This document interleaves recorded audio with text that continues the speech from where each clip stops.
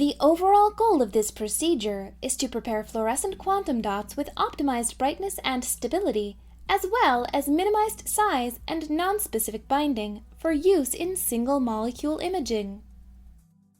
This is accomplished by first preparing small cadmium selenide quantum dot cores. The second step is to alloy these cores with mercury to shift their fluorescence into the red spectrum and increase their brightness. Next, a thin alloyed shell is grown on the nanocrystals to stabilize their fluorescence emission. The final step is to transfer these particles from organic solvents to aqueous buffers using a multidentate polymer which can be modified with biologically inert polyethylene glycol. Ultimately, fluorescence spectrophotometry, gel chromatography, and gel electrophoresis are used to show that these particles have bright fluorescence, a compact hydrodynamic size, and neutral electrostatic charge, attributes well suited for single-molecule fluorescence imaging in biology.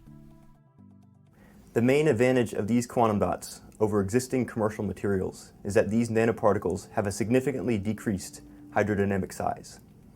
Although smaller quantum dots are negatively impacted by decreased fluorescence intensity, decreased fluorescence stability, and fluorescence only in the blue spectrum, we have offset these effects using a mercury cation exchange process.